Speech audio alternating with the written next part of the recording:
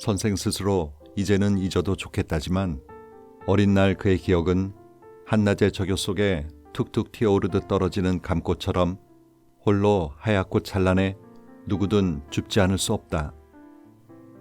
주워들고 바라보면 그것은 그의 것만이 아니라 우리가 먼 길을 걸어오는 동안 어느 길목에 흘렸는지 몰랐다가 되찾은 풀꽃 같은 기억들로 저마다의 추억 속에 다시 한번 보석이 되는 순간을 경험하게 한다. 한 인생의 봄빛이 적막하여 아름답고 적막하여 찬연하다. 책 읽는 다락방의 제이입니다. 자세히 보아야 예쁘다. 오래 보아야 사랑스럽다. 너도 그렇다. 여러분이 너무도 잘 아시는 나태주 시인의 풀꽃이죠. 오늘은 올해 78세를 넘어선 나태주 시인의 유년의 추억을 담은 이제는 잊어도 좋겠다를 소개해드릴까 합니다. 선생님은 1945년 3월 17일에 태어나셨는데요. 그때는 일제 말기로 광복이 되기 직전이었습니다. 그래서 유아 시절의 이름은 태주가 아니라 일본식 이름인 수웅이었고요. 대릴사위였던 아버지가 처갓집의 성을 따라야 했던 그 당시 법에 따라 김수웅이란 이름으로 중학교 때까지 불리웠다고 하네요.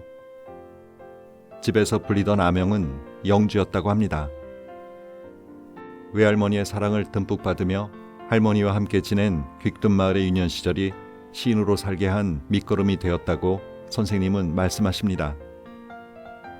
선생님의 유년 시절의 세상은 지금 젊은 세대들에겐 아마 다른 나라 이야기나 어느 소설에 나오는 이야기처럼 느껴질 정도로 생경할 것 같은데요. 그 시절 비록 다들 가난하고 불편하게 살긴 했어도 흙을 밟고 자연과 놀며 지낸 그 시절이 왠지 더 행복했을 것 같다는 생각을 하면서 이 책을 읽었습니다. 그리고 그 동네에 있었던 풀과 나무들 이름, 동네 사람들과 어린 시절 친구들의 이름을 지금도 다 기억하고 계신 걸 보면 선생님에게 그 시절 그 추억들은 잊고 싶어도 잊을 수 없을 만큼 좋았던 시간들이었던 것 같네요. 선생님은 기억에 대해 이런 말씀을 하십니다. 생각해보면 인생이란 기억으로 점철된 그 무엇이라고 할 수 있겠다. 누구든 자신의 인생, 지난 날들을 차근히 한번 뒤돌아보시라. 과연 무엇이 남았다 하는가? 물건인가? 그 어떤 행동인가? 흐릿한 대로 아련한 기억과 기억을 따라다니는 느낌과 소리와 빛깔의 자취만이 그 주변을 맴돌 것이다. 그래서 나는 인생은 기억이다 라고 말하고 싶다.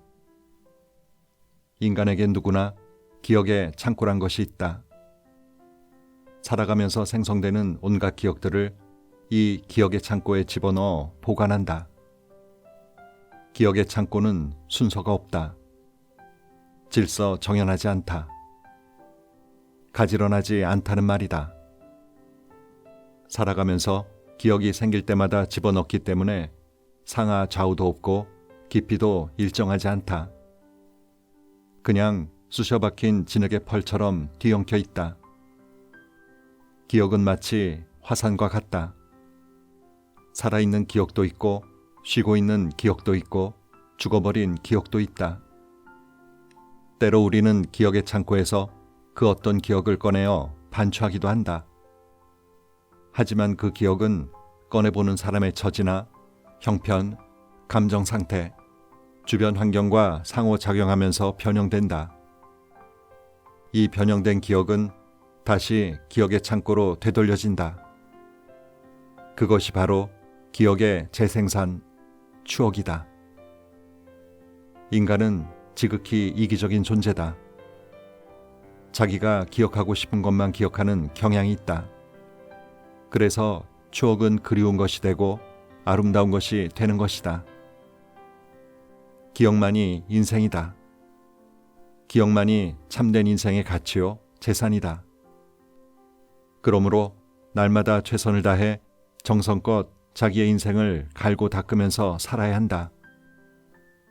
그렇게 자신에게 주문을 걸며 다그치고 살아온 날들이다. 하지만 기억처럼 끈적거리고 성가신 존재도 없다. 기억은 지나치게 몸피가 크고 무겁다. 그것들을 버리고 좀 더 가벼워지고 싶다. 이제 나는 그것들을 모두 환원시켜야 한다. 그런 후 망각의 늪에 주저없이 내던져야 한다. 그럼 자전적 이야기지만 여러 편의 동화 같기도 한 선생님의 유년 시절 그곳으로 함께 가보실까요?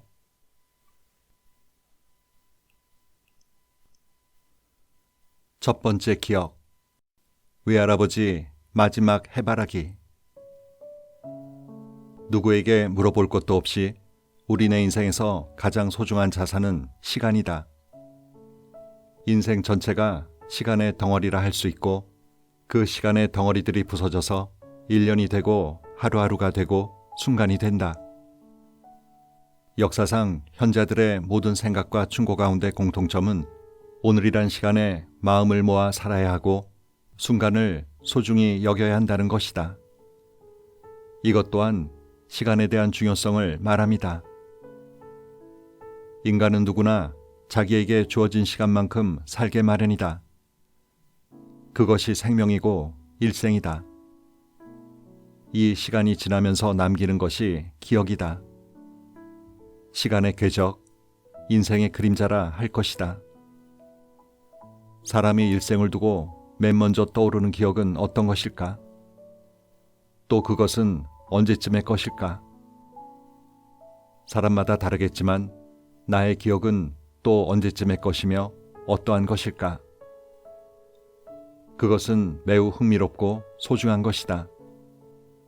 어쩌면 그로부터 유의미한 나의 인생이 출발했다고 보이기 때문이다. 나의 첫 번째 기억은 집 나이로 쳐서 4살 때 외할아버지에 대한 것이다. 나는 마루 같은 곳에 앉아 있었나 보다. 햇빛이 밝게 비치는 한낮, 건너편 마당가에는 장독대가 보이고 여러 개 모여있는 장항아리들이 눈부신 반사광을 내뿜고 있었다. 단지들이 저마다의 빛을 내뿜고 있는 것 같았다. 그 너머로 야트막한 담장 하나가 있었다. 이게 무슨 대단한 기억이란 말인가? 그 풍경 속에 느닷없이 한 인물이 등장하기 전까지는 그저 단조로운 정물화일 뿐이다. 그런데 느닷없이 그림 속에 불쑥 등장하는 한 사람이 있다. 겨울 외투 같은 검고 두꺼운 옷을 걸친 그가 느린 걸음으로 마당을 가로질러 왔다. 그러고는 장독대 앞으로 가서 쭈그리고 앉았다. 지팡이를 손에 쥐고 있었을까? 그것은 확실치 않다. 남자 어른은 한참 동안 그 자리에 그렇게 붙박인 듯 웅크리고 앉아 있었다. 마치 그림 액자 속에 들어가 그대로 하나의 정물이 돼버린 것 같았다. 흐릿한 대로 이것이 나의 첫 번째 기억이다. 영화의 정지 화면처럼 어린아이의 기억 속에 각인된 필름. 어쩌면 내가 있던 곳이 그늘이고 그 남자 어른이 있던 곳이 환한 양재여서 그렇게 선명한 네거티브의 인상으로 남았겠지 싶다. 그 남자 어른이 누구였는지 그 장소가 어디였는지는 나중에 어른들 말씀을 듣고 알게 되었다. 그는 바로 나의 외할아버지였다. 외할아버지는 비교적 단신이었으나 단단한 체구의 건강한 분이었다. 그런데 갑자기 복막염이 발병하는 바람에 제때 치료하지 못하고 돌아가셨다고 한다. 돌아가시던 해가 바로 조국 광복이 이루어지고 난 3년 뒤인 1948년이다. 혼란기라서 의사나 의료시설은 물론이고 그 단순한 페니실린 주사약마저 동이 나버려 한방치료와 민간요법에만 의지해 치료하다가 결국은 병이 악화돼 세상을 뜨고 만 것이다. 말하자면 시대적 혼란기에서 생긴 희생자였다. 막판에는 무속치료에 의지하여 무당을 불러 크게 구판을 벌이고 경을 읽고 별별 일을 다 해보았지만 효과를 보지 못하고 끝내 일을 당하고 말았다고 한다. 그 바람에 있던 재산을 많이 축내고 종당에는 살고 있던 집까지 남의 손에 넘겨야 했다. 외할아버지의 제삿날은 음력으로 9월 15일. 그렇다면 어린내가 보았던 외할아버지의 모습은 그 이전의 모습일 것이다. 아직 여름의 무더위가 채 가시지 않았던 날이었다. 늦여름. 그런데도 기억 속에 그 남자 어른은 검정빛깔 겨울옷을 입고 있었다. 그런 걸로 보아 남자 어른은 지극히 몸이 쇠약해졌고 그로 하여금 체온이 많이 떨어져 있었다고 볼 수 있겠다. 그것은 오랜 투병 생활로 인해 오는 저체온 현상이었다. 그래서 남자 어른은 좀 더 따스한 양지 쪽을 찾았고 그곳이 바로 마당가 장독대 앞이었던 것이다. 외할아버지의 생애 마지막 해바라기의 시간. 그 기억과의 만남. 돌이켜보면 그것이 내 인생의 출발인 셈이다. 외할머니. 6.25 전쟁이 일어난 것은 내가 6살 때였다. 당연히 먹고 입고 사는 일이 힘들었을 것이다. 뼈저린 삶의 고통이 있었을 것이다. 외부 사정이 그런데도 나에게는 전혀 그런 기억이나 느낌이 없다. 다만 따스하고 편안한 느낌일 뿐이었다. 왜 그랬을까? 생각해보면 그 중심에 또 외할머니가 계셨다. 외할머니가 밖으로부터 불어오는 온갖 비바람과 먼지 폭풍과 엄청난 총성의 굉음을 당신의 작은 몸으로 막아주셨던 것이다. 외할머니는 당신의 가슴에 나를 포근히 안거나 등에 나를 찰싹 업고 계셨다. 그렇게 외할머니의 품과 등은 나의 세상 그 자체 전부가 되었다. 끼니 때 밥상 앞에서도 외할머니는 잠시도 내게서 눈길을 떼지 않으셨다. 내가 숟가락으로 밥을 떠서 입에 넣으면 어느 사이 반찬이 눈앞에 와 있었다. 내가 먹고 싶어하는 반찬을 젓가락이나 숟가락으로 옮겨 먹여주시곤 했다. 내가 지금도 젓가락질이 서툰 것은 그 때문이다. 저녁에 잠자리까지도 세심한 주의와 보살핌을 베푸셨다. 옛날 이불은 촉감이 뻣뻣하고 차갑다. 안에 솜이 들어있기는 하지만 광목천의 풀을 먹여 호청을 댔기 때문에 피부에 닿으면 선뜻하기까지 하다. 이런 걸 알기에 외할머니는 이불을 편 다음 당신이 미리 들어가 이불을 덮인 뒤 나에게 들어가 자도록 했다. 과잉보호라면 과잉보호였다. 하지만 나는 그러한 외할머니의 대접이 싫지 않았다. 외할머니야말로 내 인생 최초이자 최후의 보루 같은 분이었다. 그분에게 진 빚이 너무나 많았다. 살아서 하나도 갚지 못한 빚. 송구하기 이를 데 없는 일이다. 어떻게 하든지 잘 살다가 가는 길이 그분에게 진 빚을 갚는 길이라 여겨진다. 나에게 외할머니가 없는 어린 시절은 없다. 존재 자체가 불가능하다. 외할머니는 나의 놀이에 대해서도 관대하셨다. 무엇이든 도와주려 하셨고 당신 힘으로 불가능한 일이면 방관하려 하셨다. 이러한 도움과 방관이 나를 매우 자유분방한 성격의 인간으로 이끌었다. 그 어떠한 속박이나 틀에도 매이지 않는 인간 말이다. 나중에 내가 자라 시인이 될 수밖에 없었던 것도 어릴 때 외할머니의 육아 방법이나 가정 환경에 근원이 있다고 본다. 게다가 외할머니는 이야기를 즐기셨다. 시골 마을에서 전해져 오는 민간 설화나 재담을 좋아하셨고 또 가끔은 혼자만 하는 전설 같은 것을 나에게 들려주시곤 했다. 가령 꾀꼬리 전설만 해도 그렇다.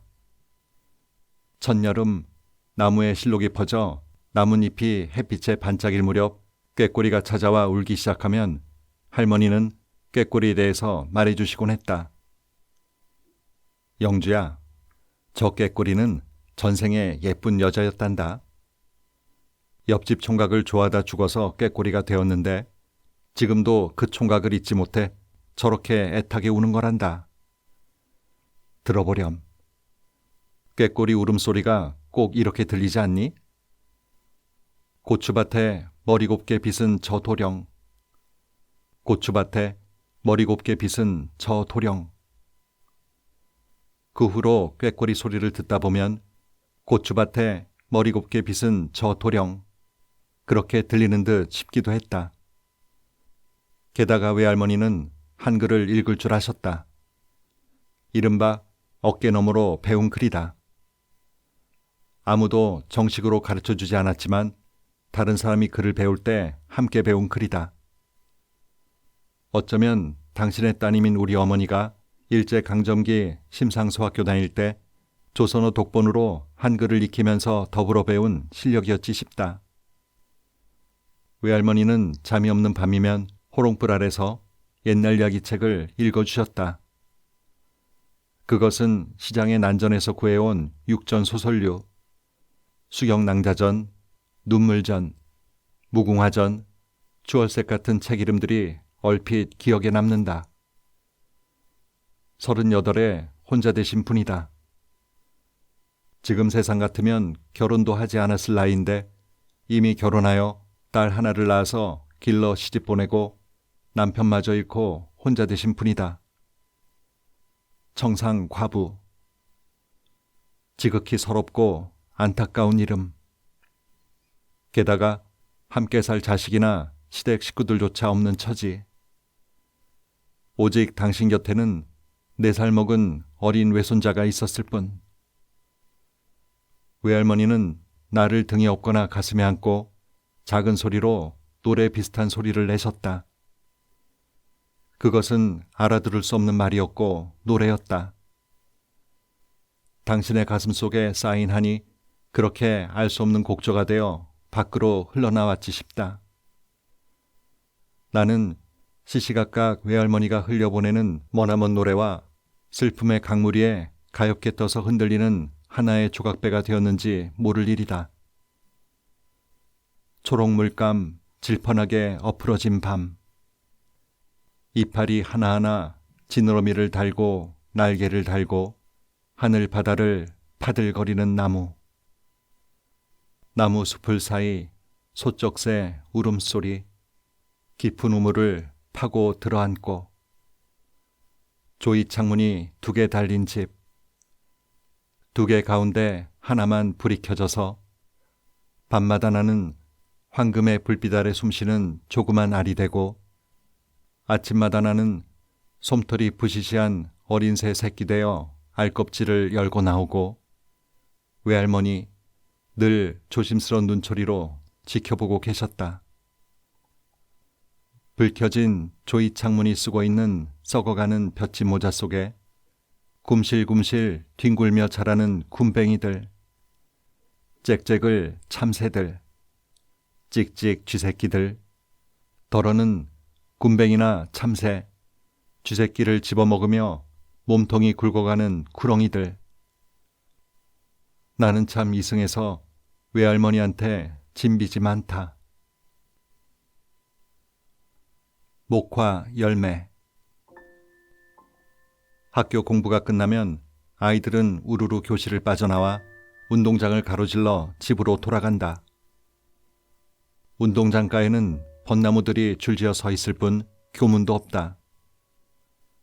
벚나무 사이로 보이는 조그만 돌다리 하나를 건너면 바로 거기가 마을길이고 들판이었다. 들판에는 곡식들이 자라는 조그만 농가 밭이 있었다. 논뚝길 밭뚝길에는 키 큰 수수대들이 병정들처럼 줄지어 서 있었다. 동급생 아이들보다 나이도 1살 어리고 키도 작은 나는 부지런히 아이들 뒤를 따라가야만 했다. 집으로 가는 길은 자칫 잘못하다가는 좁은 산길이거나 들길, 지나는 사람들도 없는 길로 혼자서 갈 때도 있었다. 간이학교 주변에는 띄엄띄엄 인가가 있었지만 조금만 더 가면 골짜기가 나오고 그 사이로 고삿길이 나 있었다.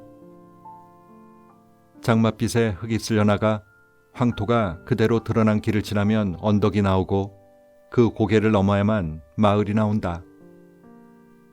언덕을 오르는 골짜기 옆 좁은 밭에는 모카밭이 있었고 언덕이 너른 밭에는 고구마가 자라고 있었다.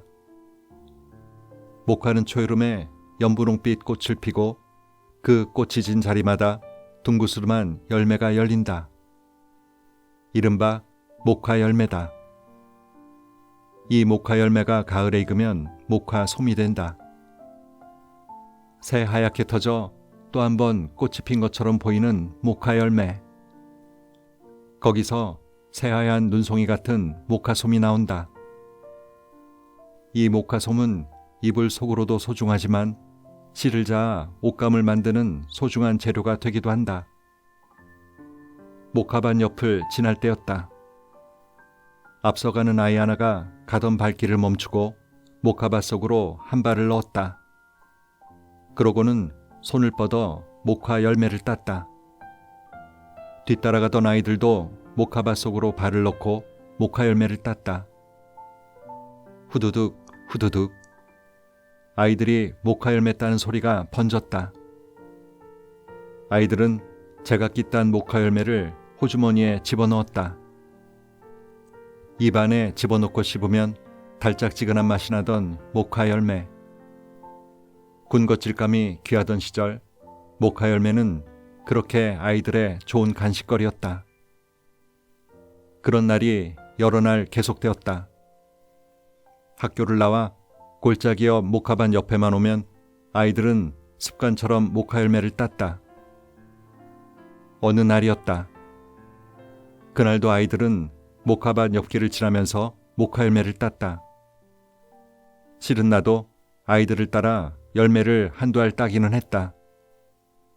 겁이 많아 다른 아이들처럼 많이 따지는 못했을 뿐이다.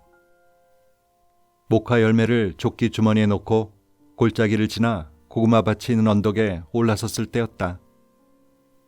저만큼 고구마밭 한가운데 고구마 막이 보였다.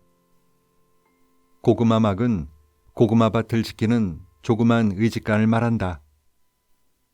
땅바닥에 기다란 나무 기둥 3개를 세우고 그 끝을 모아서 묶어 삼각형 모양을 만들고 그 위에 집을 덮어서 지붕을 만든 것이 바로 고구마 막이다. 고구마가 익어 먹을 만하면 덜어 고구마를 캐가는 사람들이 있어서 그것을 막기 위해 주인이 안에 들어가 망을 보며 지키는 집이다. 아이들 뒤를 따라가는데 고구마 막 안에서 담배 연기 같은 것이 가늘게 피어오르는 것이 보였다. 본능적으로 저 안에 사람이 있다는 느낌이 왔다. 혼자서 아이들 뒤를 따라갔기에 나만 그 연기를 목격했을 것이다. 나는 더러 겁이 났다. 얼른 조끼 주머니에 들어있는 모카 열매 2알을 꺼내어 길 옆에 버렸다. 아니나 다를까 아이들이 고구마 막 옆을 지나갈 때 고구마 막의 가마니 문이 펄럭 밖으로 열리면서 안에서 사람이 불쑥 나왔다. 남자 어른이었다. 이놈들 거기 섰거라. 남자 어른이 다짜고짜로 호통을 쳤다. 너희들 모두 이리 와서 한 줄로 서봐. 나도 아이들 뒤에 섰다. 이제부터 호주머니 검사를 하겠다. 모두 자기 호주머니 속에 있는 것들을 꺼내봐. 아이들은 머뭇거리다가 다시 떨어진 남자 어른의 호통에 하나둘씩 호주머니 속의 물건들을 꺼내놓기 시작했다. 조금 전 고삿길 옆 모카밭에서 딴 모카 열매들이 하나둘 나왔다. 야 이놈들아, 내가 그럴 줄 알았다.